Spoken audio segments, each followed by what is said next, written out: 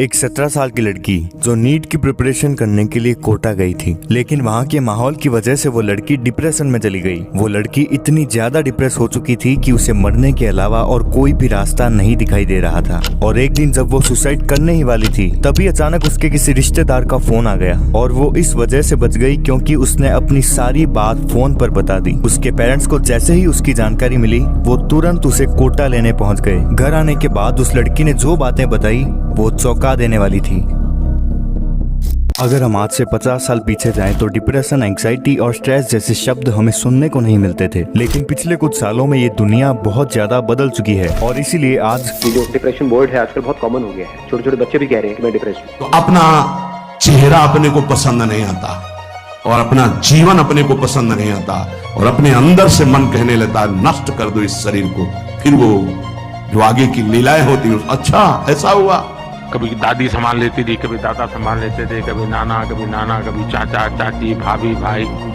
अब micro family है, दोनों लोग चले गए हैं, आया के पास बैठा है, पता नहीं उसको स्ट्रेस का क्या स्थिति, कुछ पता नहीं। 2017 में Indian council of medical research की एक रिपोर्ट आई थी, जिसमें ये बताया गया था कि भारत के अंदर 20 करोड़ से भी ज्यादा लोग मेंटल हेल्थ इश्यूज का सामना कर रहे हैं। लेकिन चौंकाने वाली बात तो ये है कि हर साल ये नंबर बढ़ता जा रहा है, क्योंकि भारत के छोटे शहरों और गाँव में रहने वाले लोग मेंटल हेल्थ इश्यूज को कभी सीरियस ही नहीं लेते। समाज और परिवार के डर से ये लोग अपनी समस्या को छुपाने की कोशिश करते हैं, जिसकी वजह से ये समस्या और भी तेजी से बढ़ती जा रही है। और इसलिए इस वीडियो में हम बात करने वाले हैं कि अगर ध्यान ना दिया जाए तो मेंटल हेल्थ इश्यूज कितने ज्यादा खतरनाक हो सकते हैं, और साथ ही जानने वाले हैं वो 4 सबसे बड़े रीजन जिसकी वजह से लोग मेंटल हेल्थ इश्यूज का शिकार होते हैं। इसीलिए इस वीडियो को ध्यान से देखिए, क्योंकि हो सकता है कि इसे देखने के बाद आप अपनी और दूसरों की मदद कर पाएं। अगर हम मेंटल हेल्थ इश्यूज पर बात करें तो हमें एक नाम सबसे ज्यादा सुनने को मिलता है और वो है डिप्रेशन। भारत में 5 करोड़ से भी ज्यादा लोग डिप्रेशन से जूझ रहे हैं। डिप्रेशन एक ऐसी मानसिक अवस्था है जिसमें एक इंसान की भावनाएं उसके खुद के ऊपर हावी होने लगती है और इसी वजह से वो खुद को कंट्रोल नहीं कर पाता। इसके अलावा किसी भी काम में मन नहीं लगना, बिहेवियर में बदलाव आना, बेचैनी, अकेलापन और सोचने समझने की क्षमता कम हो जाना, ये डिप्रेशन के कुछ लक्षण है। और अगर इन पर गौर ना किया जाए तो ये किसी भी इंसान की मौत का कारण भी बन सकता है, जिसे डिप्रेशन का लास्ट स्टेज भी कहा जाता है। इसके अलावा stress, anxiety, bipolar disorder, schizophrenia, PTSD, OCD, ADHD और ऐसे ही 200 से भी ज्यादा प्रकार के मानसिक रोग होते हैं। WHO की एक रिपोर्ट के अनुसार हर साल 8 लाख लोग मानसिक बीमारियों से तंग आकर आत्महत्या कर लेते हैं। और इसीलिए आज हम उन 4 सबसे बड़े रीजन के बारे में बात करने वाले हैं जिसकी वजह से पूरी दुनिया में मेंटल इलनेस जैसी समस्याएं बढ़ती जा रही है। और इसमें तीसरा रीजन तो सबसे ज्यादा खतरनाक है। नंबर 1, दिमाग पर जरूरत से ज्यादा प्रेशर डालना। एक 17 साल की लड़की जो नीट की प्रिपरेशन करने के लिए कोटा गई थी, लेकिन कुछ दिनों बाद वो डिप्रेशन में चली गई क्योंकि वो अपनी तुलना उन बच्चों से करने लगी जिनका सिलेक्शन नहीं हुआ था और वो 4-5 सालों से वहीं पर पढ़ रहे थे। अपने आसपास के माहौल के कारण वो लड़की इतनी ज्यादा डिप्रेस हो चुकी थी कि उसे मरने के अलावा और कोई भी रास्ता नहीं दिखाई दे रहा था। और एक दिन जब वो सुसाइड करने ही वाली थी, तभी अचानक उसके किसी रिश्तेदार का फोन आ गया और वो इस वजह से बच गई क्योंकि उसने अपनी सारी बात फोन पर बता दी। उसके पेरेंट्स को जैसे ही उसकी जानकारी मिली, वो तुरंत उसे कोटा लेने पहुंच गए। उस लड़की की जान तो बच गई, लेकिन उस लड़की के जैसे हजारों बच्चे हैं जो आज कोटा के अंदर डिप्रेशन का सामना कर रहे हैं। पिछले 2 महीनों में कोटा के अंदर 5 से भी ज्यादा बच्चे सुसाइड कर चुके हैं और हर साल कितने ही बच्चे डिप्रेशन में आकर अपनी जान दे देते हैं। इस पूरी प्रॉब्लम के पीछे कहीं ना कहीं हाई प्रेशर एनवायरनमेंट और अनहेल्थी कंपटीशन जैसे कई रीजंस है। बहुत सारे बच्चे खुद की मर्जी से नहीं बल्कि अपने पेरेंट्स के दबाव में आकर पढ़ने जाते हैं।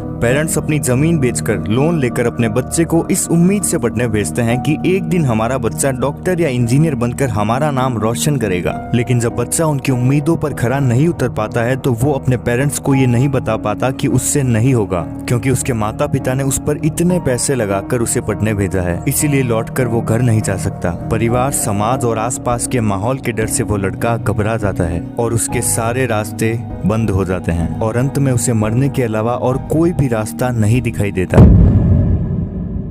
यानी एक एग्जाम अब हमारी लाइफ से भी ज्यादा बड़ा बन चुका है। शायद आपको ये पता होगा कि 84 लाख योनियों में जन्म लेने के बाद एक बार मानव जीवन मिलता है और एक एग्जाम के पीछे अगर हम इसे खत्म कर देते हैं तो ये हमारी कायरता है। अब पहले की तरह डॉक्टर, इंजीनियर या फिर गवर्नमेंट जॉब ही करियर ऑप्शन नहीं है। समय बदल चुका है। और समय के साथ साथ बहुत सारे नए करियर ऑप्शंस खुल चुके हैं। इसीलिए अपनी क्षमताओं को पहचानो और अपने पेरेंट्स को कन्विंस करके एक सही करियर ऑप्शन चुनो, एक ऐसा करियर ऑप्शन जिसमें आपका इंटरेस्ट हो। और अगर आपको ऐसा लगता है कि आपके अंदर किसी भी पर्टिकुलर एग्जाम को क्रैक करने की क्षमता है तो आप कर सकते हैं, लेकिन किसी भी डिसीजन को लेने से पहले आप 100 बार सोच लेना, क्योंकि वहाँ आपके टाइम के साथ साथ आपका पैसा भी लगेगा। Number 2, lifestyle. डोपामिन, सेरोटोनिन और एंडोर्फिन्स ये वो केमिकल है जो हमारे दिमाग और हमारे इमोशन को कंट्रोल करते हैं। जब कोई इंसान फिजिकल एक्टिविटी करता है, अपने करीबी लोगों से मिलता जुलता रहता है, मेडिटेशन करता है, हेल्थी खाना खाता है, या फिर कह सकते हैं कि हमेशा खुश रहता है, तो उसके दिमाग में ये केमिकल सही मात्रा में रिलीज होते हैं और दिमाग का संतुलन बनाए रखते हैं, जिसकी वजह से एक इंसान को सेटिस्फेक्शन और हैप्पीनेस जैसी फीलिंग मिलती है। लेकिन कोविड के बाद हम इंसानों की लाइफस्टाइल में एक बहुत बड़ा बदलाव आया है जो हमारे आने वाले भविष्य को भी प्रभावित कर सकता है। केमिकल लोचा, ये लाइन आपने कभी ना कभी जरूर सुनी होगी, जिसका मतलब है कि दिमाग के अंदर न्यूरोट्रांसमीटर्स का संतुलन बिगड़ जाना। रेड सीड स्ट्रेटेजी कंसल्टेंट की एक रिपोर्ट के अनुसार भारतीय लोग अपने स्मार्टफोन पर 7 घंटे और 18 मिनट प्रतिदिन बिताते हैं, जो कि अमेरिका और चाइना के एवरेज टाइम से भी ज्यादा है। रिसर्च कहती है कि स्क्रीन टाइम बढ़ने की वजह से लोगों की नींद पर इसका बहुत ही बुरा प्रभाव पड़ा है। एक दिन में होते हैं 24 घंटे और उन 24 घंटों में से अगर 8 घंटे सोने के और 8 घंटे वर्किंग आवर्स के निकाल दें तो पीछे बचते हैं 8 घंटे, और उन 8 घंटों में से एक इंसान 7 घंटे तो स्मार्टफोन चलाने में ही निकाल देता है। और इसी वजह से धीरे धीरे इंसानों में फिजिकल एक्टिविटी बहुत कम होती जा रही है, क्योंकि टाइम तो है पर उस टाइम को फोन खा जाता है। अब सुनने में तो ये सब नॉर्मल लगता है, लेकिन यही आदतें धीरे धीरे हमारे दिमाग को डैमेज कर रही है। Number 3, the social media trap. आज 13 से 17 साल की एज ग्रुप के टीनेजर्स जो खेलने कूदने की उम्र में डिप्रेशन, एंजाइटी और लोनलीनेस जैसी समस्याओं का सामना कर रहे हैं, और इसका सबसे बड़ा रीजन है सोशल मीडिया, जो हमारी साइकोलॉजी के साथ खेल रहा है। दिखावे और ढोंग की एक ऐसी दुनिया जहां पर 95% से भी ज्यादा चीजें सिर्फ दिखावे के लिए की जाती है, और यहाँ पर दिखावा करने वाले लोगों को इन्फ्लुएंसर कहा जाता है। महंगी गाड़ी, अच्छे कपड़े, सुंदर चेहरा, छोटी सी उम्र और पैसा ही पैसा, क्या नहीं है इनके पास। आज इंडिया में 43% ग्रेजुएट जिनकी उम्र 25 साल से भी कम है वो बेरोजगार है। और जब ये लोग इन इन्फ्लुएंसर्स को देखते हैं तो इनके मन में फोमो की भावना पैदा होती है। फोमो यानी फियर ऑफ मिसिंग आउट, जिसका मतलब एक ऐसी भावना से है जिसमें एक इंसान को ऐसा लगने लगता है कि दूसरे लोग उससे भी ज्यादा बेहतर जिंदगी जी रहे हैं और मजे ले रहे हैं। फोमो की वजह से एक इंसान का कॉन्फिडेंस लेवल बहुत कम हो जाता है, और अगर समय पर इसका इलाज ना करवाया जाए तो एक इंसान को एंजाइटी और डिप्रेशन जैसी समस्याएं भी हो सकती है। एक आम इंसान कभी भी इतनी गहराई में जाकर ये नहीं सोच पाता कि जो वो दिन रात देखता है क्या वो सब रियल है। आज सबसे ज्यादा दिक्कत तो उन लोगों को हो रही है जो काले, मोटे, पतले या फिर विकलांग है, क्योंकि जब ये लोग सोशल मीडिया चलाते हैं और लोगों की परफेक्ट लाइफस्टाइल को देखते हैं तो कहीं ना कहीं ये लोग खुद को बेकार समझने लगते हैं। आज लड़कों के मुकाबले लड़कियां खुद को ज्यादा अनअट्रैक्टिव फील करती है, और ऐसा इसलिए हो रहा है क्योंकि जब कोई लड़की इंस्टाग्राम पर अपने से भी ज्यादा सुंदर लड़की को देखती है तो कंपटीशन के चक्कर में वो लड़की उससे भी ज्यादा सुंदर बनने की कोशिश करती है। और आजकल ये एक ट्रेंड बन चुका है जिसमें हर कोई सुंदर और परफेक्ट दिखना चाहता है, और इन सब के चक्कर में एक काम इंसान फंसता चला जा रहा है। Number 4, mindset. मुझे किसी ने गाली दी पर मैंने ली ही नहीं। जब लूंगा तब दिक्कत आएगी ना, इसीलिए बिना काम की बात को एक कान से सुनो और दूसरे से निकाल दो। मैं एग्जाम में फेल हो गया, कोई बात नहीं, दुख ही तो होगा, होने दो। जैसे खुशी एक फीलिंग है वैसे दुख भी तो एक फीलिंग है। इसे फील करो, इसे एंजॉय करो, क्योंकि ये टेम्परेरी है। इस दुनिया में हर चीज टेम्परेरी है, सिर्फ एक चीज को छोड़कर, और वो है परिवर्तन, जो हमेशा होता रहता है। हो सकता है कि आज आपका टाइम खराब चल रहा हो, लाइफ में दुख ही दुख हो, लेकिन एक बात हमेशा याद रखना कि ये समय भी निकल जाएगा, क्योंकि परिवर्तन स्थायी है। परिस्थितियों को बदलना अपने हाथ में नहीं है, लेकिन उन परिस्थितियों में खुद को बदलना अपने हाथ में है। अगर आपको ये वीडियो थोड़ी सी भी अच्छी लगी है तो प्लीज इसे शेयर कीजिए, क्योंकि मेंटल हेल्थ प्रॉब्लम्स दिखाई नहीं देती, लेकिन अगर सही समय पर इसका इलाज ना करवाया जाए तो इससे आपको बहुत बड़ा नुकसान भी हो सकता है। जिस तरह चोट लगने पर हम डॉक्टर के पास जाते हैं, उसी तरह मेंटल हेल्थ इश्यूज में भी हमें डॉक्टर की मदद लेनी चाहिए, क्योंकि डॉक्टर हमसे 2 बातें ज्यादा जानता है। अगर आपके मन में कोई भी ऐसी बात है जिसकी वजह से आप उदास रहते हो, तो आप उस बात को शेयर करो अपने दोस्तों के साथ, अपने पेरेंट्स के साथ या फिर डॉक्टर के साथ, क्योंकि इससे आपका मन हल्का हो जाएगा और एक बहुत बड़ी बला टल जाएगी और आपकी प्रॉब्लम का सॉल्यूशन भी निकल जाएगा। आज मैं आपको खुद से जुड़ी एक महत्वपूर्ण बात बताने जा रही हूँ। मैंने 12वीं की परीक्षा देने के बाद कोटा जाकर नीट प्रिपरेशन करने का फैसला किया।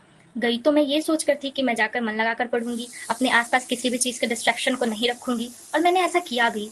1 महीना मैं बिल्कुल अच्छे से पढ़ी, पर कुछ दिनों बाद मुझे डिप्रेशन होने लगी, और इसकी कहीं ना कहीं वजह ये थी कि मैं अपनी तुलना उन बच्चों से कर रही थी जो कि 4-5 साल से ड्रॉप लिए बच्चे थे, जबकि मैंने अभी तक अपना पहला अटेम्प्ट भी नहीं दिया था। मैंने अपने टीचर से भी इस विषय में बात की कि सर मुझे स्ट्रेस आता है, सब जल्दी क्वेश्चन सॉल्व कर लेते और मुझसे समय लग जाता। मेरे टीचर्स ने भी मुझे बहुत समझाया, पर मेरी मानसिक हालत दिन पर दिन बहुत बुरी होती जा रही थी। मैं पूरी की पूरी नेगेटिव हो चुकी थी। मुझे जब भी नेगेटिव फील होता, मैं भाग के मंदिर जाती थी, पार्क भागती थी, यहाँ तक कि मेरे कमरे में अकेले नहीं रहा जाता तो मैं दोपहर के 2-2 बजे भी पार्क में जाकर बैठ जाती थी। मेरी हालत इतनी बिगड़ गई कि सोते वक्त मुझे पैरों में झटके आते थे। मैं बहुत गंदे वाले झटके महसूस करती थी अपने पैरों में। खुद को बहुत अकेला फील करने लगी थी। मैंने सोचा कि बस अब मुझे मरना है, मेरे पास कोई ऑप्शन नहीं है। मैंने बहुत कोशिश कर ली खुद को मेंटली हेल्दी रखने के लिए। उस दिन दोपहर के करीब जब मैं पंखे में लटकने के लिए दुपट्टा ढूंढ रही थी, तभी मुझे एक मेरे भैया का कॉल आया और मैं वहीं रो पड़ी। मैंने उनको बताया कि मुझे ऐसा फील हो रहा, तो उन्होंने मुझे घर पे बातें कहने को कही, पर मैं अपने घर वालों को ये सब बताने में बहुत झिझक रही थी। मुझे ये सोच खाए जा रही थी कि मेरे पापा ने मेरे पे इतना खर्च किया है, मैं किस मुँह से वापस बुलाने को कहूँ। पर फिर भी मेरे भैया ने मेरे घर पर इन्फॉर्म किया, मेरे घर वालों ने मुझे वापस बुला लिया। हालांकि मेरी पढ़ाई अब भी जारी है, यहाँ आने के बाद भी मैं अपनी कोशिश में कमी नहीं कर रही। तो मैं उन सभी बच्चों को जो नीट या IIT जैसे एग्जाम्स के प्रिपरेशन कर रहे हैं, उन्हें कहना चाहती हूँ कि आप अपने आप को फर्स्ट प्रायोरिटी दें। आपकी ज़िंदगी से बड़ी ये नीट या IIT नहीं है। मैं आने के बाद भी लोगों से बातें सुनती हूँ कि तू भाग रही है, तेरे से नहीं हो रहा है, हार मान रही है, ये वो। हमारा समाज जो है वही हमें सुनाते हैं, और जब हम कुछ गलत कदम उठा लेते तो वही समाज हमें ज्ञान देने आते कि ऐसा नहीं करना चाहिए था, हार नहीं माननी चाहिए थी। समाज ही अपने एक बात पे नहीं टिकती। उन्हें ये नहीं समझ आता कि हम भाग नहीं रहे हैं, हमें बस ये करियर ऑप्शन अच्छा नहीं लग रहा, हम दूसरा करियर ऑप्शन भी चूज कर सकते और शायद वो हमारे लिए ज़्यादा बेहतर हो। मैं उन सभी माता पिता से भी अनुरोध है जिनके बच्चे कोटा या कहीं और जाकर भी तैयारी कर रहे हैं कि आप अपने बच्चों को समझने की कोशिश करें, उनसे बातें करें, किसी भी तरह का दबाव ना दें। ज़रूरी नहीं कि आपके बच्चे भाग रहे हैं चीज़ों से, शायद ये भी हो कि उनसे वहाँ ये सब बर्दाश्त ना हो।